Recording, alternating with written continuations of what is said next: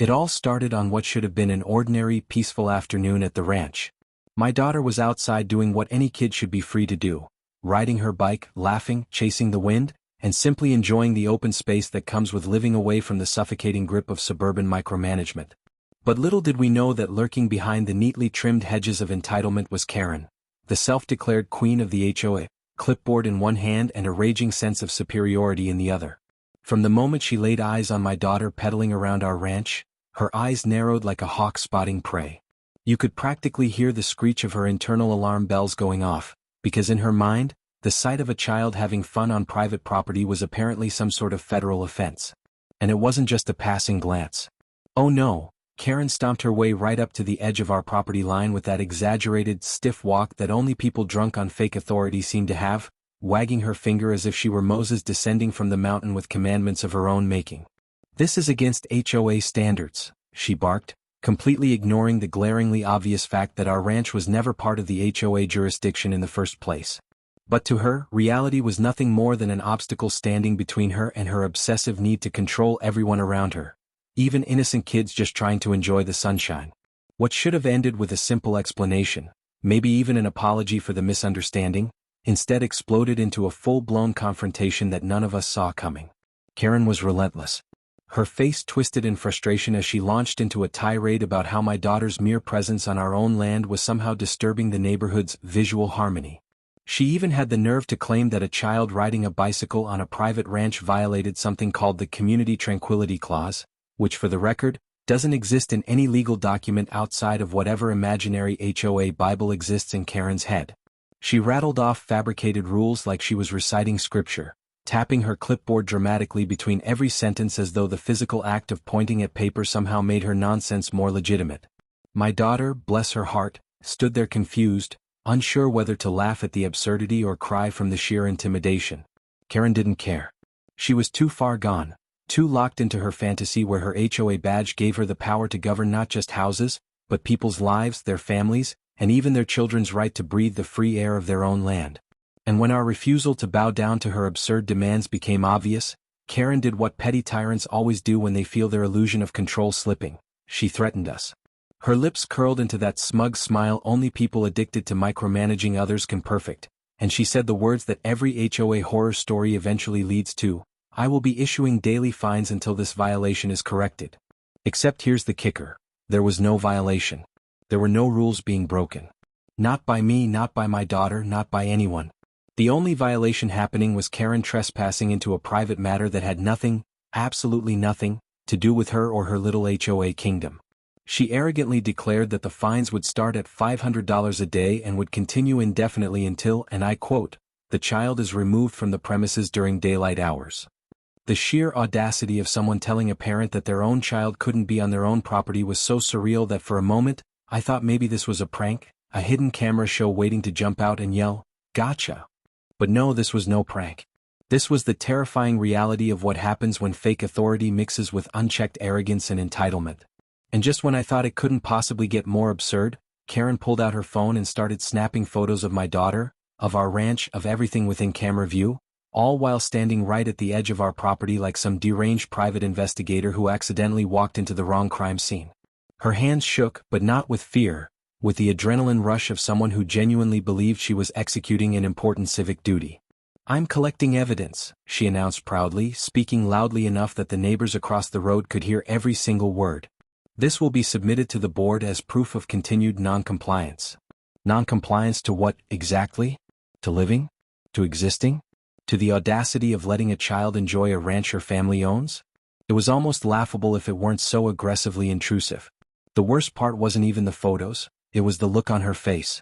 That glint of superiority, the smirk that told everyone within earshot that she truly wholeheartedly believed her actions were righteous, necessary, and justified. That she saw herself not as the villain in this story, but as the misunderstood hero saving the community from what? The laughter of a child? The rolling of bicycle tires over dirt that didn't belong to her HOA in the first place? But of course, like all great tragedies disguised as HOA drama, things escalated to a level so wildly unhinged that even Hollywood screenwriters would have thrown this script out for being too unrealistic. Because when Karen realized that photos, threats, and clipboard tantrums weren't enough to intimidate us into submission, She pulled the most Karen move possible. She called 911. Yes. She actually dialed emergency services.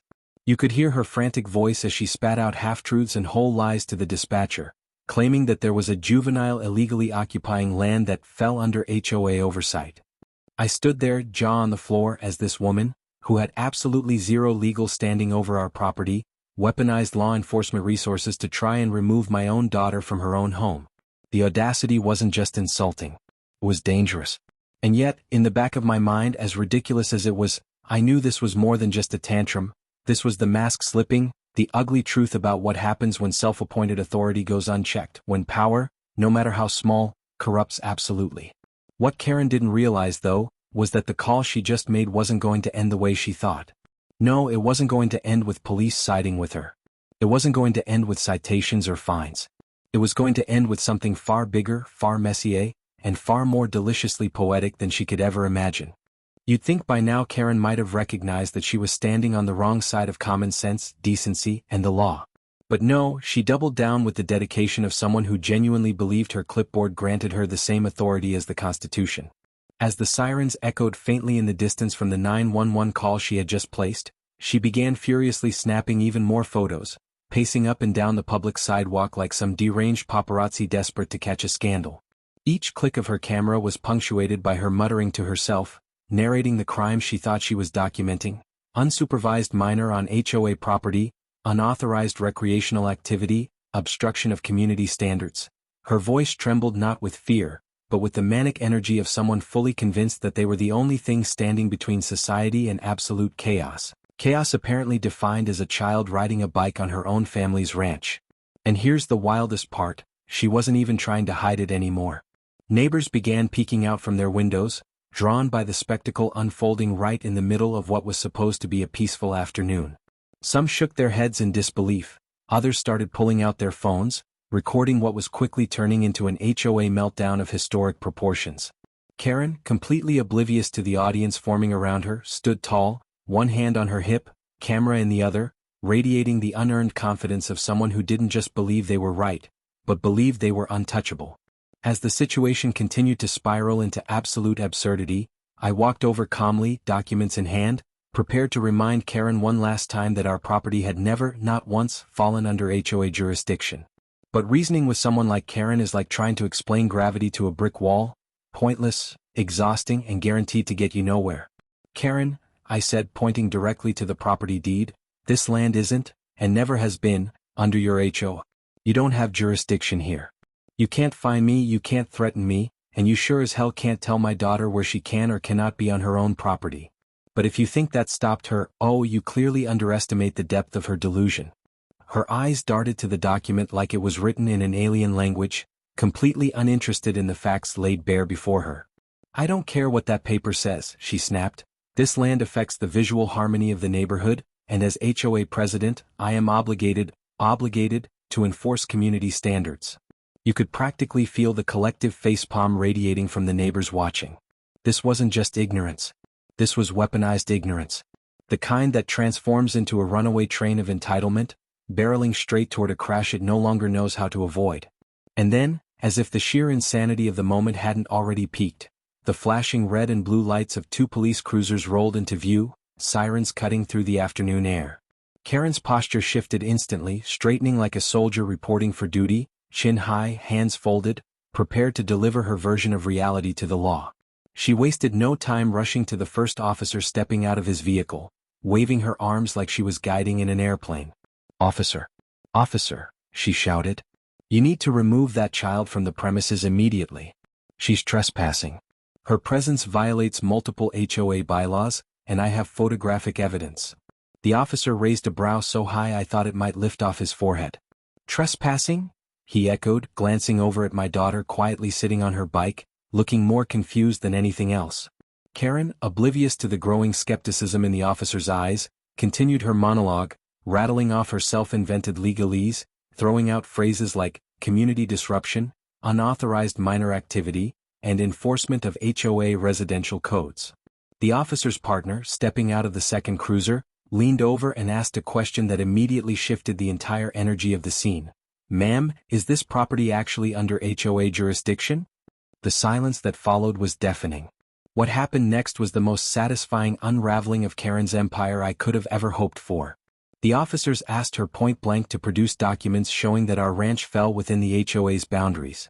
Watching her scramble was nothing short of pure theater. She fumbled through her purse, flipping past expired coupons, crumpled coffee receipts, and, you can't make this up, an actual laminated copy of HOA bylaws printed from Google with sections highlighted like it was going to magically override county property records. It's in here somewhere, she stammered, papers flying as she grew visibly more flustered.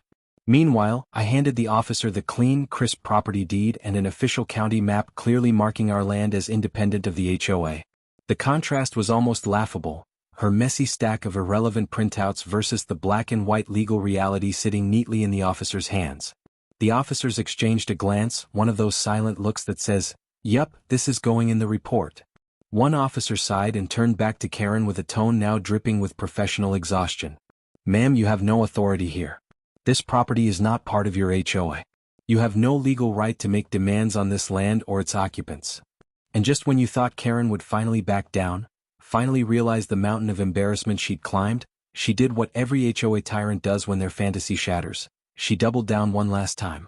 Her voice shrieked just enough to draw gasps from the gathered neighbors. "It doesn't matter," she yelled. "Her child is still causing a public disturbance, and I demand they be removed for the safety and comfort of the community." You could practically hear the collective gasp from everyone watching, including the police. The officer slowly removed his sunglasses, looking Karen dead in the eye, and said the words that triggered the beginning of the end. "Ma'am, do you realize that making a false report to 911 is a crime?" The color drained from Karen's face faster than a sunset in reverse. Suddenly, her confident posture wilted. Her voice, once loud and commanding, trembled as reality hit her like a freight train. The officer continued, "We've got multiple witnesses here. We've reviewed your claims. You have no legal standing. And unless you'd like to escalate this to a charge of filing a false emergency report, I suggest you step back and stop interfering with this family's property." The moment was cinematic. Neighbors nodding, phones still recording, the collective realization spreading like wildfire that this wasn't just about my daughter or my ranch anymore. This was about standing up to the unchecked tyranny of people who think a little clipboard and a self-given title can override the law. When those officers stepped out of their cruisers, you could feel the shift in energy like a thunderstorm rolling in. All the self-righteous fire Karen had been breathing suddenly started to flicker under the weight of actual law enforcement presence. But the wild part? She wasn't nervous. No, not even a little. In fact, the smug grin crawling across her face widened as if she thought this was the moment her victory would be served on a silver platter. She walked up to the officers like she was greeting old friends, chin high, her voice dripping with entitlement as she waved her phone full of shaky photos like it was the holy grail of evidence. "Officers," she started, "I'm so glad you're here. As you can see, this family is in direct violation of HOA regulations. They're refusing to comply. This child is trespassing, creating a nuisance, and I have all the proof right here." But the beauty of this moment, the part that makes it worthy of a movie scene, is how fast the officers' expressions shifted from neutral professionalism to growing disbelief. One of them calmly asked, "Trespassing? On whose property exactly?" Karen, without skipping a beat, jabbed her finger toward my ranch. "That one," she barked. The pause that followed was so thick you could slice it with a knife. The officer raised a brow, glanced at me, then back at her. "Ma'am, is that your property?" he asked. Karen stammered, "Well, no, but as HOA president, it falls under my authority." That was the moment. That exact second you could feel the unraveling begin, and it was glorious. While Karen continued spinning her web of fabricated offenses, the officers, remaining remarkably patient, asked the most logical question anyone with two brain cells would ask in this situation. "Do you have any documentation that shows this property is part of the HOA?" And that, my friends, is when the unraveling turned into a full-on freefall. Karen fumbled through her bag, pulling out papers like a magician whose hat suddenly refused to produce a rabbit. She flipped through crumpled bylaws, half-printed maps that conveniently left out the lot boundaries, and highlighted text that made zero legal sense. Her hands shook, her breathing quickened, and for the first time, the fortress of fake authority she'd wrapped herself in started showing massive, gaping cracks. Meanwhile, I calmly handed the officers my property deed, county boundary maps, and legal documents showing crystal clear that not only was my ranch never part of the HOA, it had specifically been excluded when the HOA was formed years ago. The contrast was almost comedic. On one side, Karen drowning in her pile of irrelevant paperwork, red-faced and sweating. On the other, me standing with neatly organized, indisputable proof that her entire argument was about as legitimate as a $3 bill. The officers exchanged one of those long, silent glances that practically screamed, "We've got a live one." As the officers began reviewing the documents, something magical happened. Neighbors started to gather. One by one, they emerged from their houses, drawn by the flashing lights, the raised voices, and the unmistakable smell of HOA drama reaching nuclear meltdown levels. Some stood with arms crossed, some with their phones aimed squarely at Karen, recording every second, and a few, bless their souls, pulled up lawn chairs like this was free Saturday afternoon entertainment. One neighbor in particular, a quiet older gentleman who rarely involved himself in neighborhood squabbles, walked up with a folder under his arm. "Officers," he said calmly, "I have something that might help."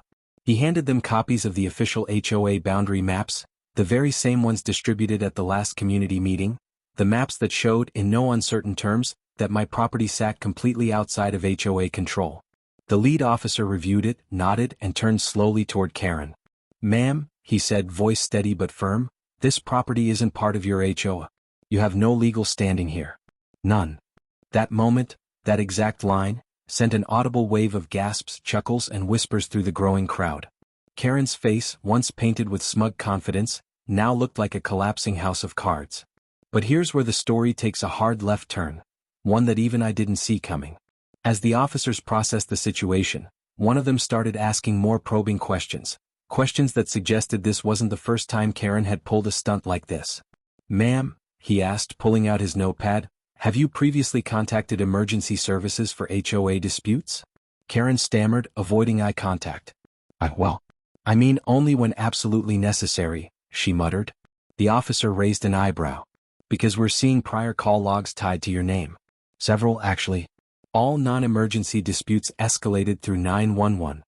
And just like that, the fire Karen had lit started spreading to her own feet. Her bluster, her false authority, her imagined right to control not only her HOA members but anyone in proximity, it was all beginning to fold in on itself. The officer's tone shifted from patient to firm, then sharper still. "Ma'am," he said, "misuse of emergency services is a crime. Falsely reporting an emergency because of a property dispute, especially when it involves a child on land that doesn't belong to your HOA, is a serious offense." Karen's face drained of color. You could physically see the weight of her choices settling on her shoulders, like bricks piling on faster than she could process. And yet, the universe wasn't done serving poetic justice. As the officers began filing an official report, one of them placed a call to the county's code enforcement office, and that's when the real avalanche started. Turns out, code enforcement had already received complaints about Karen and her HOA overreach months prior, complaints that had been quietly stacking up but hadn't reached the point of official action. Until now. With the officers on site, witnesses present, and clear documentation of Karen's abuse of power, code enforcement treated this as the tipping point. A representative was dispatched immediately to review whether the HOA was operating within its legal limits. And spoiler alert, it wasn't. Within minutes, the code enforcement officer arrived, reviewed the boundary lines, and confirmed on the spot that not only was my ranch outside of HOA jurisdiction, but that Karen's HOA had been enforcing rules on multiple properties that had officially opted out years ago. The entire foundation of her little empire wasn't just cracked, it was rotted from the inside out. You could feel the shift among the neighbors, whispers turning into laughter, frustration turning into empowerment. People who had once been scared to speak out were now emboldened, realizing that the power Karen had waved in their faces for years was nothing more than a paper tiger. Loud, intimidating, but ultimately powerless when confronted with real truth. As the code enforcement officer stepped out of their vehicle, clipboard in hand and determination in their stride, the energy of the entire neighborhood shifted like someone flipped a giant switch. Suddenly, what had started as a petty HOA dispute morphed into a full-scale investigation, and the spotlight wasn't just on Karen's false 911 report anymore. It was on the very foundation of her HOA's existence. The officer wasted no time pulling out boundary records, property tax rolls, and legal surveys that left no room for misinterpretation. And the look on Karen's face when she realized this wasn't going to be another day where she bullied her way into getting what she wanted, that was the kind of cinematic karma you could bottle and sell. The code enforcement officer calmly confirmed that not only was my ranch outside of the HOA boundaries, but several neighboring properties had been illegally subjected to HOA rules for years. You could feel the collective wave of realization hit everyone standing there. Neighbors looked at each other, jaws dropping, some whispering things like, "Wait, so all those fines she issued were fake?" Karen's knees visibly buckled, her grip on that cursed clipboard trembling as the walls of her fabricated empire began collapsing in real time, brick by fraudulent brick. But the collapse didn't stop there. As the officer dug deeper, with more neighbors now chiming in, bringing their own paperwork, some crumpled from years of sitting in dusty drawers, others freshly printed in anticipation of this very day, the truth started unraveling at a pace even I couldn't have predicted. Turns out, Karen had been sending violation letters and issuing fines for things that weren't even covered under HOA bylaws to begin with. Paint colors that were technically approved. Fence heights that were never restricted. Garden beds that were well within guidelines. All of it, lies. Pure, fabricated intimidation tactics designed to scare people into compliance because nobody ever challenged her. Until today. The code enforcement officer started making calls right there on the spot, looping in the county legal office to begin the process of a formal audit of the HOA's operations. Karen tried to interject, her voice rising into a panicked pitch as she stammered, No, this is a misunderstanding, I was enforcing order. I was protecting the neighborhood." But her words rang hollow, desperate, drowning under the weight of the irrefutable facts now piled against her. The crowd, once silent, was now buzzing with conversations. Some angry, some stunned, but all united in disbelief that they had spent years living under the thumb of rules that never had any legal teeth to begin with. Then the real bombshell dropped, the kind of revelation that sends a shiver down your spine even when you think you've seen it all. One of the officers, flipping through Karen's own submitted HOA violation logs, yes, the very documents she proudly bragged about maintaining, noticed something deeply concerning. Multiple entries showed fines being issued, but there were no corresponding deposits into the HOA's official account.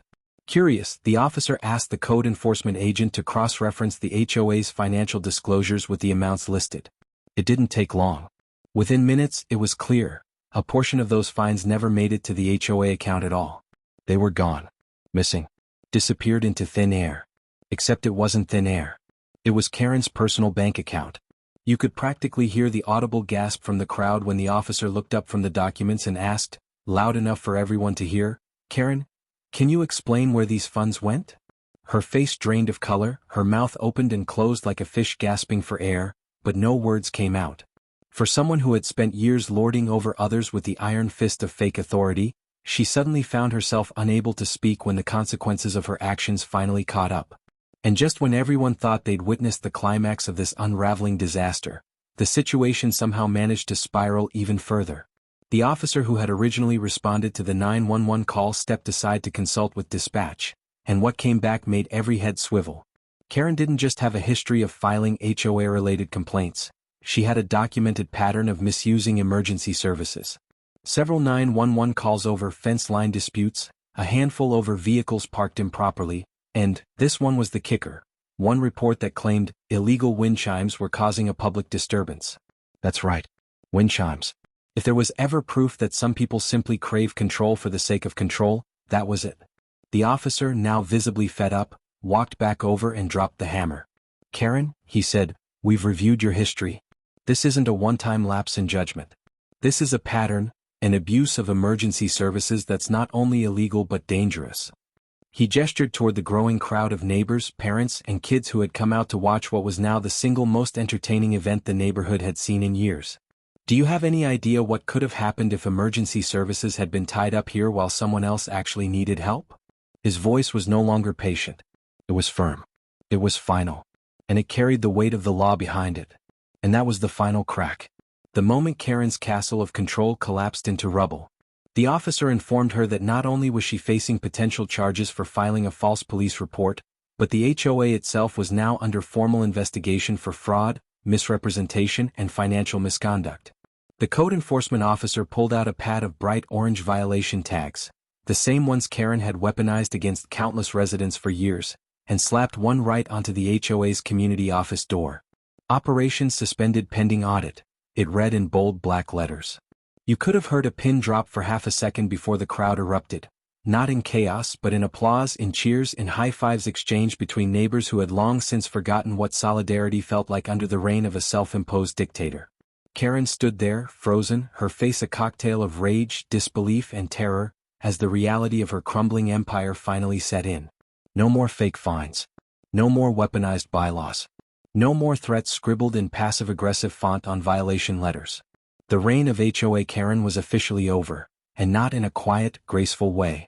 No, it ended in spectacular, flaming wreckage for the whole world to see.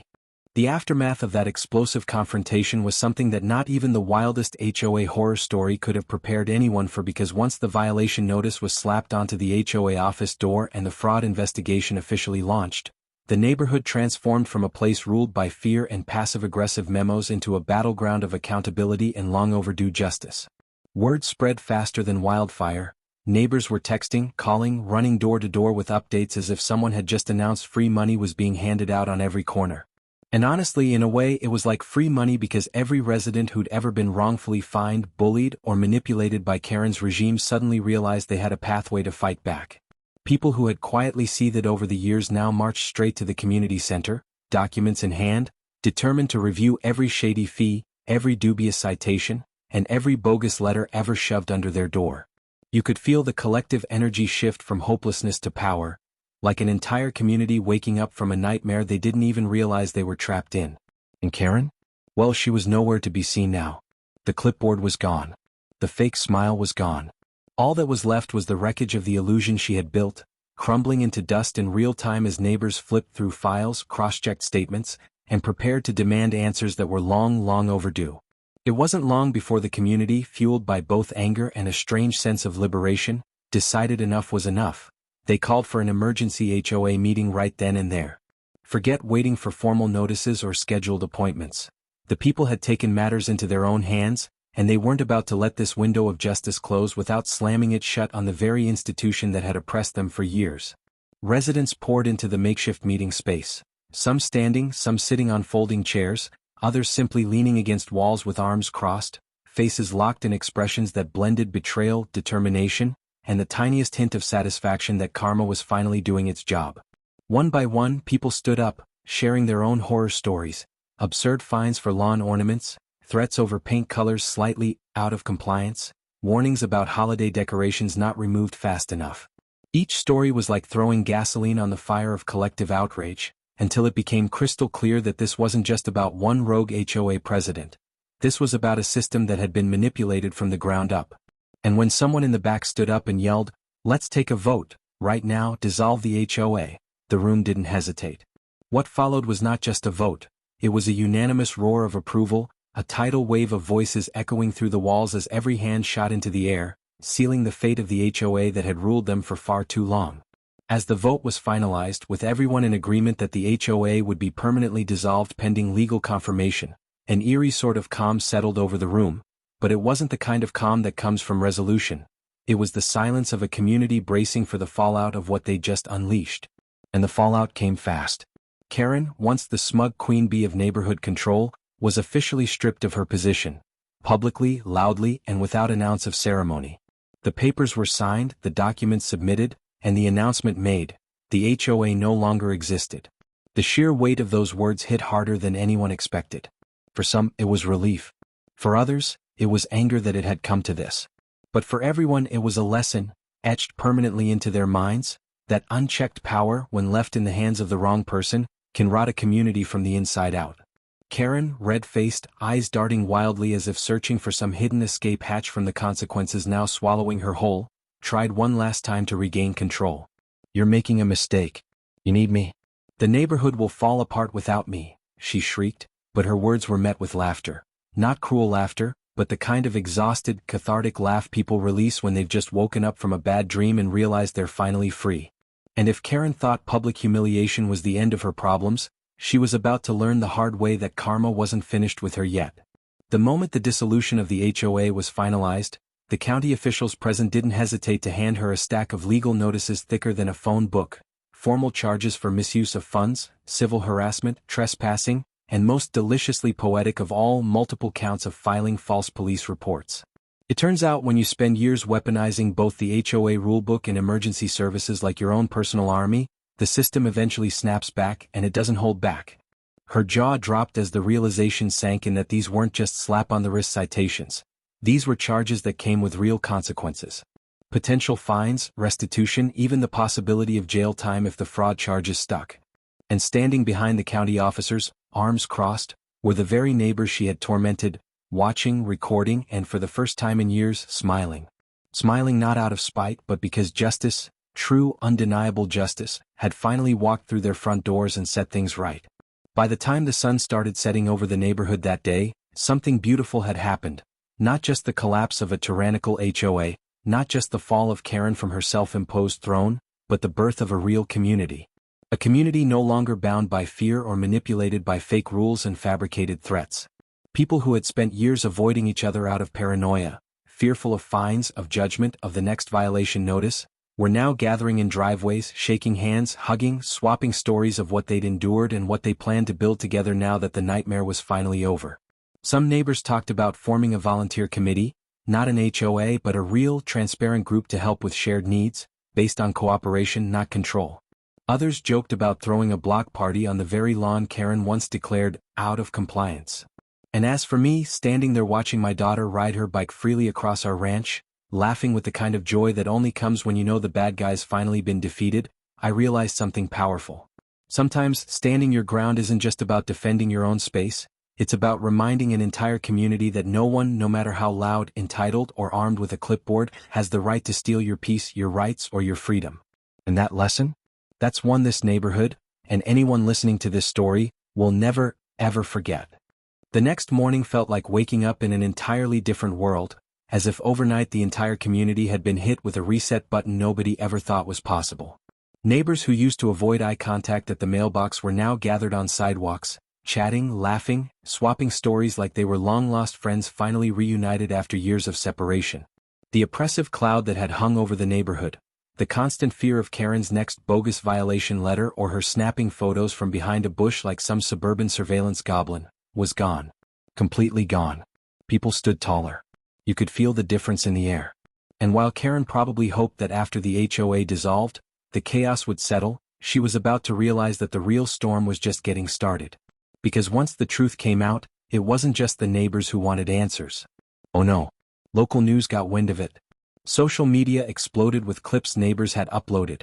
Videos of Karen arguing with officers, screenshots of her screaming about visual harmony while being handed legal citations. Within hours, this wasn't just a neighborhood drama anymore. This was a full-blown viral scandal. Headlines read, HOA president tries to ban child from her own property, ends up getting HOA shut down instead. You couldn't write fiction this juicy. The internet ate it up like popcorn at a circus. And if you think Karen was the type to take her public downfall gracefully, think again. Instead of retreating quietly and reflecting on how her hunger for control had led to the destruction of both her reputation and the HOA she worshipped like a personal kingdom, she went straight into damage control mode, the loudest, most delusional damage control anyone had ever seen. She started posting long, unhinged rants on the neighborhood Facebook group, claiming she was the victim of a targeted conspiracy orchestrated by disorderly residents who didn't appreciate order and discipline. Oh yes. She doubled down on the very nonsense that got her into this mess to begin with. Her posts were filled with phrases like, "I was only doing my duty to maintain neighborhood standards," and "You will all regret this when chaos reigns without my leadership." But here's the thing, nobody was buying it anymore. Comments flooded in faster than she could delete them. Some were laughing at her meltdown. Others were reminding her of the actual charges she was facing. But the best were the people posting screenshots of her past violation emails side by side with county documents proving her HOA had zero legal authority over half the people she had been bullying for years. The more she typed, the worse it got. Her attempt at a public relations comeback became the digital equivalent of watching someone pour gasoline on a dumpster fire that was already out of control. And then came the lawsuits. Oh boy, the lawsuits. You see, when you illegally fine people, threaten them, trespass onto properties, take money under false pretenses, and weaponize emergency services for personal grudges, you don't just get a slap on the wrist and a timeout. No, you get civil court dates lined up like dominoes ready to fall one after the other. Within days, several neighbors, some who had paid thousands in illegitimate fines, others who had faced harassment, trespassing, or had property devalued because of Karen's relentless intimidation, filed claims for damages. And this wasn't small claims court stuff.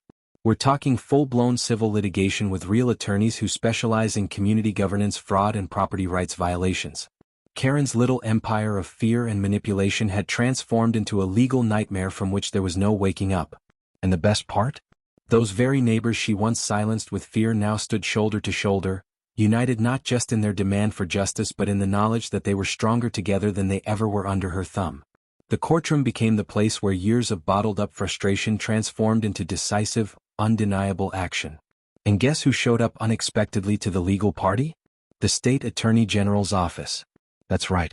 Once the financial fraud allegations became part of public record and media attention exploded, it escalated beyond just a local HOA dispute. State officials opened a formal inquiry into not just Karen but the HOA board's financial practices as a whole. Turns out, Karen wasn't acting alone the entire time. There were a few other board members who, whether out of willful ignorance or active participation, had helped rubber stamp her fines, her fraudulent accounting, and her illegal citations. Suddenly, this wasn't just a case of one rogue HOA president, it was a textbook case of systemic abuse of power that had flown under the radar for far too long. Subpoenas were issued. Bank accounts were frozen. And the community watched as not just Karen but several of her cronies were marched right into legal reckoning with the cold, unrelenting efficiency of a justice system that had finally caught the scent of their corruption. It was a tidal wave that kept growing, pulling in everyone who had been complicit, and it was absolutely gloriously unstoppable. But the most powerful part, the true core of this entire story, was what happened afterward. When the dust settled, when the court dates were set, the fines repaid, the apologies, or lack thereof, made, the neighborhood was left with something far more valuable than just freedom from Karen's tyranny. They were left with proof, real, tangible proof, that when people stand together, when they stop allowing bullies, manipulators, and power-hungry narcissists to run their lives, they can take back what's theirs. They can rebuild. They can heal. And that's exactly what this community did. Without an HOA breathing down their necks, they came together to form something better. Not a new HOA. No one wanted to go down that road again.